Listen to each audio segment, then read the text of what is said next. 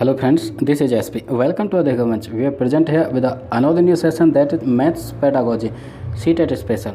तो फ्रेंड्स आज जो हम डिस्कस करने वाले हैं यानी कि इस सीरीज़ में जो डिस्कस करेंगे मैथ्स पेडागोजी जो सीटेट स्पेशल सीरीज़ कंटिन्यू है उसका हम पार्ट 5 करेंगे। मैथ्स पेडागोजी के 4 पार्ट आ चुके हैं, आज जो हम करेंगे यानी कि 5th पार्ट करेंगे। तो फ्रेंड्स शुरू करते हैं यानी कि ये सीरीज़ मैथ्स पेडागोजी के क्वेश्चंस की सीरीज़। तो ये रहा फ्रेंड्स इस सीरीज़ का ये रहा फर्स्ट क्वेश्चन, निम्नलिखित में से कौन सा मुक्त अंत वाला प्रश्न है। फ्रेंड्स निम्नलिखित में से यानी कि 4 प्रश्न दे रखे हैं, ठीक है। तो कौन सा मुक्त अंत वाला, मुक्त अंत से मतलब होता है यानी कि कौन सा जो है यानी कि कौन सा एक ऐसा प्रश्न जिसका जो आंसर रहेगा या फिर जो प्रश्न है उसका अंत जो रहेगा वो एकदम मुक्त रहेगा यानी कि फ्री एंडिंग रहेगा। कुल मिला के उसकी एक लिमिटेशन नहीं है, ठीक है, एक बाउंडेशन नहीं है कि इतने से इतने तक लिखना है, यानी कि उसका आंसर कितना भी बड़ा हो सकता है, ठीक है, यानी कि इन्फिनिटिव तक भी जा सकता है। तो वो कौन सा एक प्रश्न रहेगा। प्रश्न यानी ऑप्शन की तरफ चलते हैं। ए कहता है यानी कि 2/7 से 7 गुना कितना ज़्यादा है, यानी कि 2/7 से 7 कितना ज़्यादा है। पहला प्रश्न ये रहा। दूसरे की बात करते हैं यानी 25, 71, 19, 9, 8, 17, 85 संख्याएँ आरोही क्रम में लिखिए, यानी कि इन संख्याओं को आरोही क्रम में लिखना है। या फिर सी की बात करें कौन सा बड़ा है जो दे रखे हैं, यानी कि 1/3 या 7/5, 1/3 और 7/5 में से कौन सा एक बड़ा है। या फिर डी ऑप्शन की बात करते हैं तो डी ऑप्शन कहता है यानी कि 2.7 से बड़ी कोई 4 संख्याएं लिखो। तो फ्रेंड्स जब भी हम बात करते हैं यानी कि मुक्त अंत वाला ऐसा प्रश्न जिसका जो आंसर रहे एकदम मुक्त रहे, फ्री रहे, उसका एक अंत निश्चित नहीं है कि कब जाके अंत होगा, तो हमको उस तरह का एक क्वेश्चन सेलेक्ट करना है, चूज़ करना है। तो फ्रेंड्स ए की तरफ चलते हैं, ए ऑप्शन की तरफ चलते हैं। 2/7 से 7 कितना ज़्यादा है। तो फ्रेंड्स 2/7 है, 7 से कितना ज़्यादा है, इसका एक अंत हो सकता है, ठीक है, इसका एक निश्चित आंसर होगा, तो इसलिए इसे मुक्त अंत वाला प्रश्न नहीं कहेंगे। बी की बात करें 25, 71, 19, 9, 8, 17, 85 संख्या आरोही क्रम में लिखिए। फ्रेंड्स ये जो नंबर्स दे रखे हैं इनको आरोही क्रम में लिखें या अवरोही क्रम में लिखें, एक ठीक है क्लोज आंसर रहेगा, यानी कि इसको लिख सकते हैं। तो ये भी हट जाता है, ए हट गया, बी हट गया। यदि हम सी की बात करें तो कौन सा बड़ा है, यानी 1/3 और 7/5 में से कौन सा बड़ा है और कौन सा छोटा है, उसका कंपैरिजन हो सकता है। फ्रेंड्स यहाँ पे डी ऑप्शन की बात करें तो सबसे पहले तो जो करेक्ट ऑप्शन रहेगा फर्स्ट क्वेश्चन का, डी बिल्कुल करेक्ट रहेगा, क्योंकि यहाँ पे कहा है कि 2.7 से बड़ी कोई 4 संख्याएँ लिखिए। तो फ्रेंड्स यानी कि इससे बड़ी 4 संख्याएँ हो सकती हैं, ठीक है, लिखी जा सकती हैं, तो उसका आंसर फ्री रहेगा, ठीक। तो एक निश्चित आंसर नहीं रहेगा, इससे बड़ी कोई भी 4 संख्या लिखी जा सकती है, फिर उससे बड़ी, उससे बड़ी, उससे बड़ी भी लिखी जा सकती है। तो फ्रेंड्स यानी कि क्वेश्चन नंबर फर्स्ट का डी ऑप्शन बिल्कुल करेक्ट होता है। अब हम चलते हैं नेक्स्ट, ये रहा क्वेश्चन नंबर 2। कक्षा 2 के शिक्षार्थियों को सरल आकृतियों, ठीक है, उसके लंबे किनारों से परिचय कराने का सबसे उत्तम उपकरण है, यानी कि कुछ आकृतियां हैं, ठीक है, और उसका लंबाई, चौड़ाई, ठीक है, किनारों आदि से परिचय कराने का सर्वोत्तम जो उपकरण है, यानी कि छोटी क्लास की बात हो रही है, यानी कि कक्षा 2 की बात हो रही है। श्यामपट्ट का तल, ठीक है, जो ब्लैक बोर्ड होता है उसका जो सरफेस है उसके ज़रिए हम विभिन्न प्रकार की आकृतियाँ, उसकी लंबाई, चौड़ाई और किनारों से परिचय करा सकते हैं। या फिर फ्रेंड जियो बोर्ड, या फिर हो गया 3D सॉलिड्स के नोट्स, या फिर क्यूब्स। तो फ्रेंड्स जब भी हम बात करते हैं किसी भी सरल आकृति की, उसकी लंबाई हो गई, ठीक है, उसकी लंबाई हो गई, उसकी चौड़ाई हो गई और विभिन्न उसके किनारे हो गए, तो उससे परिचय कराने के लिए जो सबसे बेस्ट रहेगा फ्रेंड्स, सबसे बेस्ट रहता है यानी कि एक जो टीचिंग एड्स है वो होता है फ्रेंड्स जियो बोर्ड। तो जियो बोर्ड बिल्कुल करेक्ट ऑप्शन रहेगा 2 का। अब जियो बोर्ड होता क्या है उस बारे में हम बात कर लेते हैं। तो फ्रेंड्स जियो बोर्ड जो होता है एक यानी कि बोर्ड लकड़ी का एक इस तरह का बोर्ड होता है, ठीक है, उसमें कुछ कील लगी हुई होती हैं, ठीक, उसमें कुछ कील्स लगे हुए होते हैं जैसे हम, तो उस कील के ज़रिए यानी कि स्टूडेंट, छोटे छोटे विद्यार्थियों को हम उसमें धागे डालकर इस तरह से कोई भी आकृति का निर्माण करके उनको विभिन्न प्रकार की आकृतियों का अनुमान लगा सकते हैं और उनको इस अवधारणा के प्रति उनकी जिज्ञासा या फिर उनको बता सकते हैं। तो कुल मिला के यहाँ पे इस तरह की जो आकृति बनी उसे बता सकते हैं। तो फ्रेंड्स इस तरह की जो आकृति होती है, ठीक है, इसमें 3 फलक हो गए और 3 कोने हो गए, तो इस आकृति को जो हम कहते हैं फ्रेंड्स वो कहते हैं ट्राई एंगल, यानी कि इस तरह की आकृति को हम कहते हैं फ्रेंड्स चतुर्भुज, इस तरह की आकृति को हम त्रिभुज कहते हैं। ये रहा त्रिभुज। अब इसी में हम दूसरी तरह की कोई भी आकृति बना सकते हैं, यानी कि हमने ये आकृति बनाई तो फ्रेंड्स इसको हम कह सकते हैं एक आयत। अब इस आयत में भी इसकी लंबाई, इसकी चौड़ाई, इसके कोने, उसका हम उसे ज्ञान करा सकते हैं, या फिर इसी के अनुसार हम खींच सकते हैं कि यहाँ पे इनको मिलाते हुए इस तरह से तो ये एक सर्कल हो गया।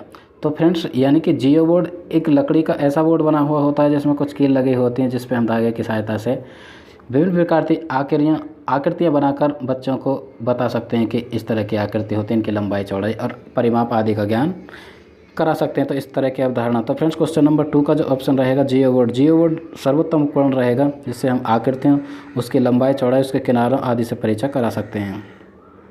तो फ्रेंड्स ये रही एक बात। अब हम चलते हैं यानी कि क्वेश्चन नंबर 3 की तरफ। ये रहा क्वेश्चन नंबर 3। निम्नलिखित कक्षा 5 की पाठ्य पुस्तक में से एक सवाल है। एक क्वेश्चन जो है वो क्लास 5 के स्टूडेंट्स की बुक्स में से है। यहाँ 4 खंबे हैं, ठीक है। क्वेश्चन को पढ़ते हैं। यहाँ 4 खंबे हैं जिनका माप क्रम से 105 सेंटीमीटर, 215 सेंटीमीटर, 150 सेंटीमीटर और 235 सेंटीमीटर है। फ्रेंड्स यानी कि 4 खंबे खड़े हुए हैं, ठीक है। 4 खंबे हैं, उनकी अलग अलग मेजरमेंट दे रखा है। पहले की बात करें तो 105 सेंटीमीटर है, दूसरे की बात करें 215 सेंटीमीटर है, तीसरे की बात करें 150 और चौथे की बात करें तो 235 सेंटीमीटर। तो फ्रेंड्स यहाँ पे 4 खंबे हो गए और उनकी माप दे रखी हैं। यदि उन्हें समान लंबाई के टुकड़ों में काटना है तो प्रत्येक टुकड़ों की अधिकतम लंबाई क्या हो गई। यदि फ्रेंड्स उनको समान लंबाई में काटना है तो कितनी लंबाई होगी जिसको हम काट सकते हैं। तो फ्रेंड्स यहाँ पे अब इस तरह का जो क्वेश्चन पूछा गया है, ठीक है, यहाँ पे कोई सॉल्यूशन नहीं निकालना, ये पेडागॉजिकल अवधारणा यानी कि पेडागॉजिकल जो एस्पेक्ट्स है उस पर आधारित ये क्वेश्चन है। यानी कि यह सवाल स्पेस के लिए पूछा गया है। यह सवाल किस चीज़ के, बच्चों में कौन से गुण को विकसित करने के लिए या उसके किस विशेषता को संशोधित करने के लिए पूछा गया है। यानी HCF तथा LCM पर आधारित शब्द समस्याओं का अभ्यास देना, या फिर गुणक और गुणज के ज्ञान की परीक्षा, या फिर HCF ज्ञात करने के कौशल की जांच, या फिर सीखी गई संकल्पनाओं का प्रयोग करते हुए समस्या समाधान कौशल को बढ़ाना। तो फ्रेंड्स जो इस तरह का क्वेश्चन है यानी कि किस पर आधारित है। तो फ्रेंड्स HCF और LCM की हम बात करते हैं तो ये बिल्कुल हट जाएगा, क्योंकि HCF और LCM यानी कि 4 खंबे दे रखे हैं डिफरेंट यानी मेजरमेंट के, उसे बराबर बराबर काटना है। कुल मिला के किस मेजरमेंट या किस माप के आधार पर हम चारों को बराबर बराबर काट सकते हैं।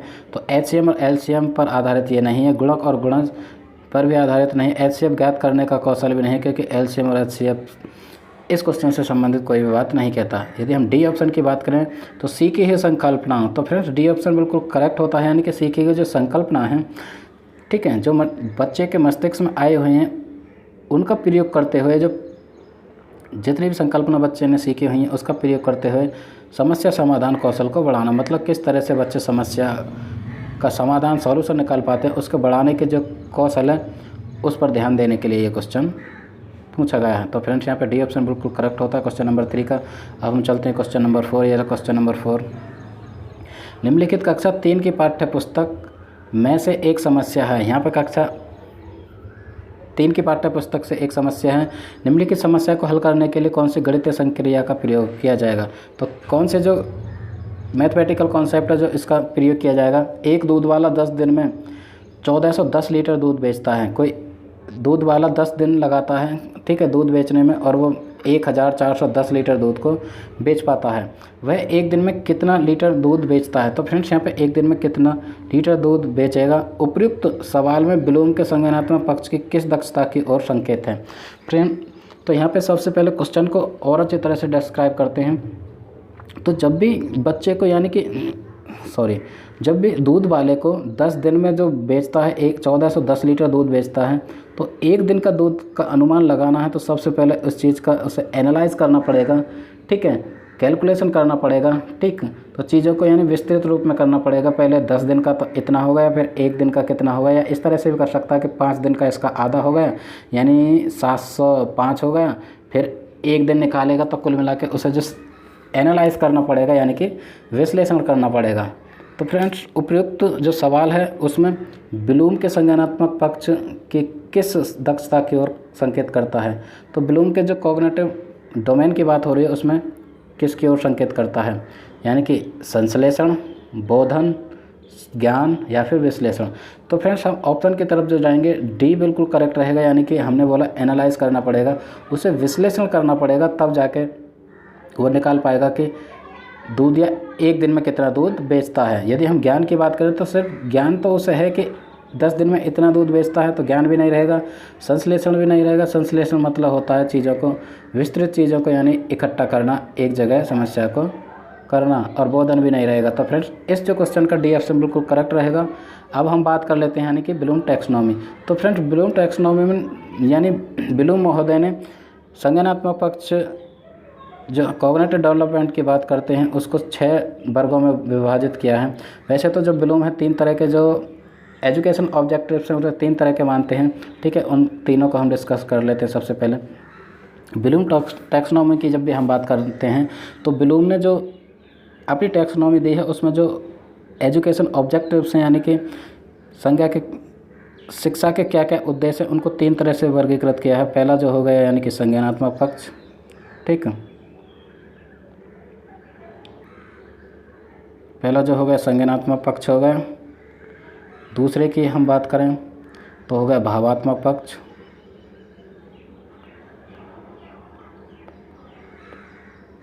ठीक है, और जो तीसरा हो गया उसे बोलते हैं यानी कि गत्यात्मक पक्ष यानी कि psychomotor domain. First cognitive domain, ठीक है, उसके बाद कॉग्निटिव डोमेन, ठीक है, एंड साइकोमोटर गत्यात्मक, 3 पक्षों की बात कर रही है यहाँ पे। तो हम जो बात कर रहे थे यानी कि फर्स्ट जो संज्ञानात्मक पक्ष है उसके बारे में। संज्ञानात्मक पक्ष की जब भी हम बात करते हैं तो ब्लूम ने उसको 6 वर्गों में विभाजित किया है। तो सबसे पहले हम जो बात करते हैं फ्रेंड्स नॉलेज की बात करते हैं। नॉलेज मतलब ज्ञान, सबसे निम्न उन्होंने ज्ञान को रखा है, यानी कि किस तरह से जो माइंड प्रोसेस है, कॉग्निटिव डेवलपमेंट है किसी बच्चे का किस तरह से चलता है। सबसे पहले उसमें एक नॉलेज आती है, ज्ञान आता है। उसके बाद हम बात करें तो ठीक है फ्रेंड्स, यानी कॉम्प्रिहेंस करता है चीज़ों को। एंड थर्ड की यदि हम बात करें तो उसके बाद यानी कि फर्स्ट हो गया नॉलेज हो गया, कॉम्प्रिहेंशन यानी कि अंडरस्टैंडिंग, उसके बाद वो अप्लाई करता है यानी कि एप्लीकेशन, चीज़ों को अप्लाई करेगा, जो चीज़ उसने सीखी उस चीज़ को अप्लाई करेगा। अप्लाई करने के बाद ठीक है फिर उसे उस चीज़ का एनालाइज करेगा यानी कि नंबर 4 पर विश्लेषण जिसे हम कहते हैं, चीज़ों को एनालाइज करेगा। एनालाइज करने के बाद वो सिंथेसिस करेगा यानी कि संश्लेषण करेगा, ठीक है, यानी कि first, second, third, fourth, sixth पे सिंथेसिस आता है, यानी कि 5th पर यदि हम 6th की बात करें तो 6th पर जो आता है वो चीज़ों को लास्ट में एवोलेट कर पाता है, ठीक है। तो फ्रेंड्स ये रही यानी कि ब्लूम के संज्ञानात्मक पक्ष के जो 6 भाग हैं वो हो गए, यानी कि फर्स्ट जो होता है वो नॉलेज होती है, second comprehension, third application, fourth analysis, synthesis और एवोल्यूशन। तो यहाँ पे एनालिसिस यानी कि विश्लेषण की बात इस क्वेश्चन में हो रही है। तो फ्रेंड्स क्वेश्चन नंबर 4 का जो ऑप्शन बिल्कुल करेक्ट रहेगा यानी कि डी। अब हम चलते हैं next question number 5। Question number 5 कहता है राशिद कक्षा 5 में पढ़ता है। राशिद नाम का एक स्टूडेंट है जो कक्षा क्लास 5th में पढ़ता है। वह विभिन्न प्रकार के त्रिभुजों को भिन्न श्रेणियों में वर्गीकृत कर सकता है, यानी कि उसे विभिन्न प्रकार के त्रिभुज की आकृतियाँ मिलती हैं तो उसे अलग अलग वर्गीकृत कर सकता है। लेकिन त्रिभुजों के कोणों का जो योग होता है 180 यानी 180 डिग्री, इसके अमूर्त जो प्रमाण है यानी कि एब्स्ट्रैक्ट जो थिंकिंग है उसको समझने में उसे कठिनाई होती है। प्याजे के संज्ञानात्मक सिद्धांत के अनुसार राशिद चरण में हैं। तो फ्रेंड्स यहाँ पे प्याजे की बात हो रही है।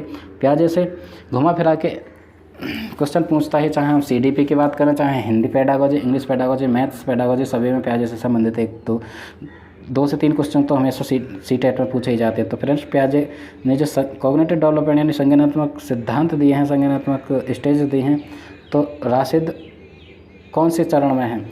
तो फ्रेंड्स क्वेश्चन को दोबारा से रिपीट करते हैं कि राशिद नाम का एक स्टूडेंट है जो क्लास 5th में पढ़ता है।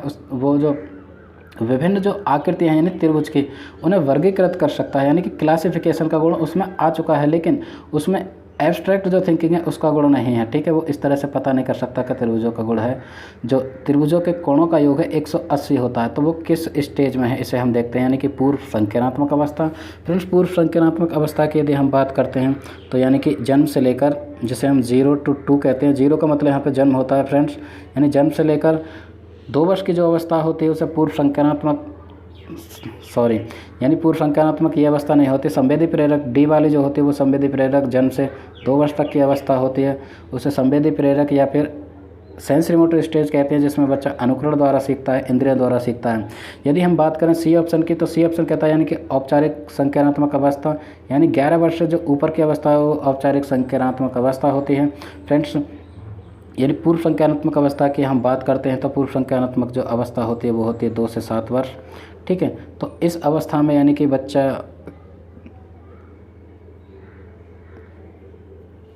यानी अमूर्त प्रमाण प्रस्तुत नहीं कर पाता। तो यहाँ पे जो करेक्ट ऑप्शन रहेगा यानी कि सी ना होकर बी ऑप्शन बिल्कुल करेक्ट रहेगा, जैसे मूर्त संज्ञानात्मक अवस्था यानी कि कॉन्क्रीट ऑपरेशनल स्टेज जो 7 to 11 7 वर्ष से 11 वर्ष की अवस्था होती है, उस अवस्था में जो बच्चा है यानी कि क्लासिफिकेशन का गुण उसमें आ जाता है। फ्रेंड्स, यानी 7 से 11 वर्ष की अवस्था में प्याजे महोदय के अनुसार जो कॉग्निटिव डेवलपमेंट है यानी कि मूर्त संज्ञानात्मक अवस्था में, उसमें क्लासिफिकेशन यानी वो चीज़ों को वर्गीकृत कर सकता है। इसके साथ साथ उसमें पलटावी यानी कि इरिवर्सिबिलिटी का भी गुण आ जाता है, संरक्षण का गुण भी आ जाता है। ठीक है, उसके साथ साथ उसमें मूर्त चिंतन वो कर पाता है, अपने समक्ष यानी सामने प्रस्तुत चीज़ों के बारे में वो चिंतन कर पाता है। लेकिन यदि हम बात करते हैं अमूर्त चिंतन यानी एब्स्ट्रैक्ट थिंकिंग, इस स्टेज में नहीं आई हुई होती। तो फ्रेंड्स, जो अमूर्त चिंतन होता है वो आता है यानी कि औपचारिक संज्ञानात्मक अवस्था जो 11 वर्ष से ऊपर की अवस्था होती है। तो फ्रेंड्स, यहाँ पर जो करेक्ट ऑप्शन रहेगा, करेक्ट ऑप्शन जो रहेगा हमारा बी बिल्कुल करेक्ट रहेगा, यानी कि कॉन्क्रीट ऑपरेशनल स्टेज यानी कि मूर्त संज्ञानात्मक अवस्था जो 7 से 11 वर्ष की अवस्था है, इस अवस्था में इस तरह से बच्चे का कॉग्निटिव डेवलपमेंट होगा। तो फ्रेंड्स, यानी कि इस क्वेश्चन का क्वेश्चन नंबर 5 का ऑप्शन बी बिल्कुल करेक्ट होता है। अब हम चलते हैं नेक्स्ट क्वेश्चन नंबर 6। डिस्कशन थोड़ा ज़्यादा हो रहा है। राष्ट्रीय पाठ्यचर्या की रूपरेखा 2005 के अनुसार गणितीय शिक्षा का मुख्य उद्देश्य बच्चे के गणितीकरण की क्षमता का विकास करना है। स्कूली गणित का सीमित लक्ष्य है लाभप्रद क्षमताओं का विकास, यानी कि स्कूली जो गणित है उसका सीमित लक्ष्य होता है लाभप्रद जो क्षमताएं हैं उनका विकास करना। यहाँ गणितीकरण बच्चे की स्पेस क्षमताओं का विकास करने की ओर संकेत करता है। तो किस क्षमता के विकास की ओर संकेत करता है? पूर्व धारणाओं को उनके तार्किक निष्कर्ष का अनुशीलन करने और अमूर्तन का संचालन करने के लिए गणितीय रूप से चिंतन और तर्क के बच्चों के समाधान का विकास करने के लिए, या फिर वर्गमूल और घनमूल निकालने सहित सभी संख्या संक्रियाओं के प्रभावी निष्पादन की, या फिर स्वतंत्र रूप से ज्यामितीय प्रमेयों का निरूपण और उनका सत्यापन करने की, या फिर शब्द समस्याओं को रेखीय समीकरण में अनुदित करने की। तो फ्रेंड्स, क्वेश्चन को दोबारा से देखेंगे, यानी कि लाभप्रद क्षमताओं का विकास जो स्कूलीय गणित का सीमित लक्ष्य होता है। ठीक है, तो यहाँ गणितीकरण बच्चे की किस क्षमता का विकास करता है? गणितीकरण का मतलब क्या है? तो गणितीकरण का मतलब यानी कि शब्द समस्याओं को रेखीय समीकरण से अनुदित करना, बिल्कुल भी नहीं। इस तरह जो गणितीय क्षमता का विकास इस तरह नहीं है, या गणितीय शब्द का मतलब ये नहीं है। स्वतंत्र रूप से ज्यामितीय प्रमेयों का निरूपण, बिल्कुल भी नहीं है, क्योंकि बड़ी क्लासों में जो प्रमेय आदि का निरूपण होता है। या फिर वर्गमूल और घनमूल निकालने से संख्याओं को प्रभावी निष्पादन, यही बिल्कुल नहीं है, क्योंकि वर्गमूल और घनमूल निकालने के अलग अलग कॉन्सेप्ट होते हैं। लेकिन जब भी हम बात करते हैं गणितीकरण का मतलब होता है प्राइमरी लेवल पर बच्चों को गणित की जो बेसिक नॉलेज है उससे अवगत कराना और आगे उसमें गणितीय विकास, इस तरह का कौशल विकसित करना कि गणित सब्जेक्ट के प्रति उस बच्चे में रुचि उत्पन्न हो। तो फ्रेंड्स, यहाँ पे ए ऑप्शन बिल्कुल करेक्ट रहेगा।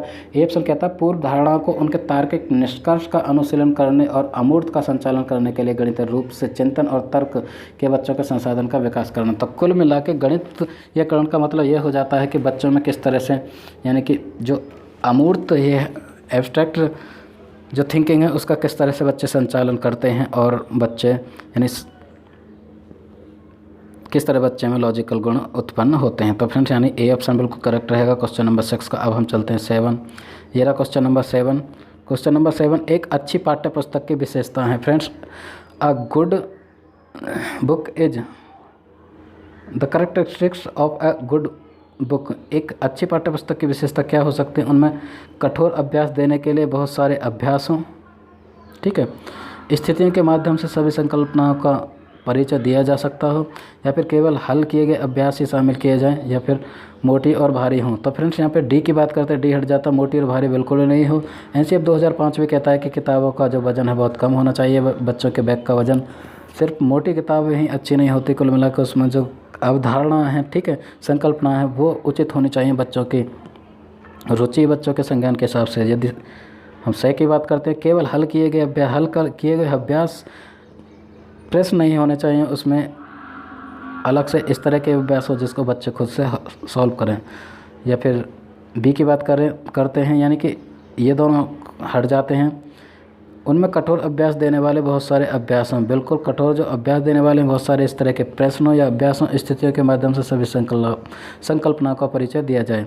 मतलब जितनी भी उसमें संकल्पना है, ठीक है, कॉन्सेप्ट हैं, उनका परिचय आसानी से दिया जाना चाहिए, यानी इजी वे में। तो फ्रेंड्स यानी कि 1 और 2 ए और ब दोनों सही होते हैं ऑप्शन में देखेंगे, यानी कि बी ऑप्शन बिल्कुल करेक्ट जाता है, यानी कि ए और ब। तो फ्रेंड्स क्वेश्चन नंबर 7 का बी ऑप्शन बिल्कुल करेक्ट रहेगा। ये रहा क्वेश्चन नंबर 8, राष्ट्रीय पाठ्यक्रम की रूपरेखा एनसीएफ 2005। तो फ्रेंड्स मैथमेटिक्स या पेडागोजी की जब भी हम बात करते हैं तो एनसीएफ यानी कि नेशनल करिकुलम फ्रेमवर्क 2005 काफ़ी इंपॉर्टेंट है। उससे रिलेट करके बहुत सारे क्वेश्चंस पूछे जाते हैं जो काफ़ी इंपॉर्टेंट हैं। तो फिर फ्रेंड्स एनसीएफ 2005 बल देता है, यानी कि गणित चयनित शिक्षार्थियों को पढ़ाया जाए। ऐसा कहता है कि गणित जो सिर्फ चयनित स्टूडेंट्स को पढ़ाया जाए, या फिर गणित में सफलता प्रत्येक बच्चे के लिए आवश्यक है, या फिर इसके और ऑप्शन देख लेते हैं। और इसके जो ऑप्शन हैं दोनों ये रहे, यानी कि शिक्षार्थियों की तार्किक गणितीय योग्यता के लिए पहले उनकी परीक्षा होनी चाहिए, ठीक है। या फिर हम बात करते हैं निम्नलिखित उपलब्धिकर्ताओं के लिए गणित पाठ्यचर्या अलग होनी चाहिए। तो फ्रेंड्स यानी कि एनसीएफ 2005 ये भी नहीं कहता कि गणितीय पाठ्यचर्या अलग होनी चाहिए, या फिर तार्किक गणितीय योग्यता पहले से उनकी परीक्षा लेनी चाहिए, ऐसा बिल्कुल भी नहीं एनसीएफ 2005 कहता।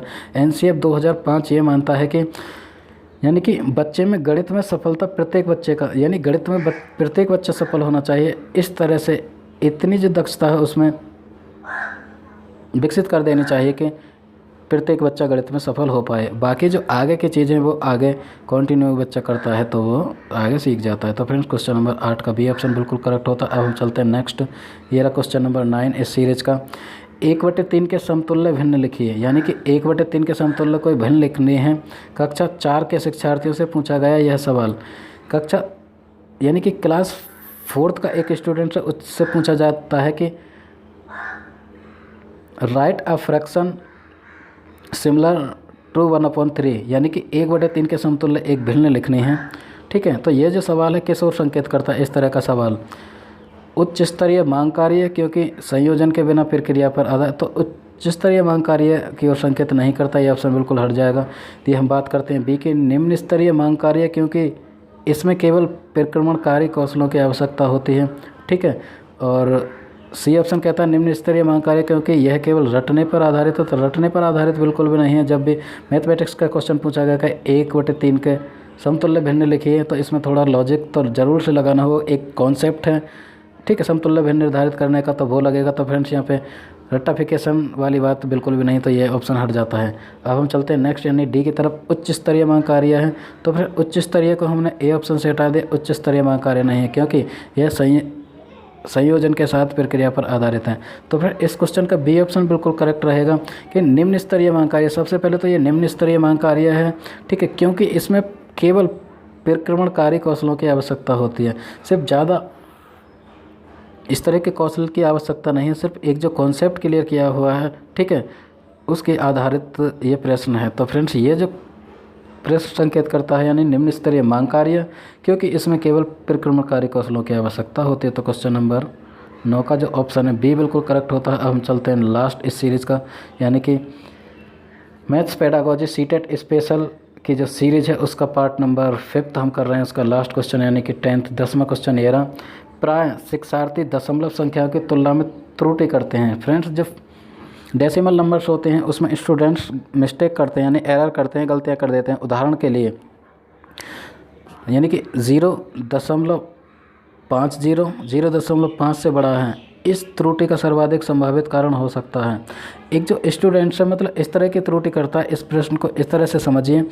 एक जो स्टूडेंट्स है वो जो डेसिमल नंबर हैं उनको लिखता है और उसमें इस तरह की एक गलती पाता है, यानी कि 0.50 एक नंबर हो गया, उसके बाद 0.5 से बड़ा है। वो ये कहता है कि जो 0.50 नंबर है वो 0.5 से बड़ा है, इस त्रुटि का सर्वाधिक। इसका क्या कारण हो सकता है, यानी कि जो डेसिमल नंबर हैं उनमें यानी कि उस तरह से कंपैरिजन नहीं कर पा रहा कि कौन सी संख्या बड़ी है, which one is greater than and which one is less than.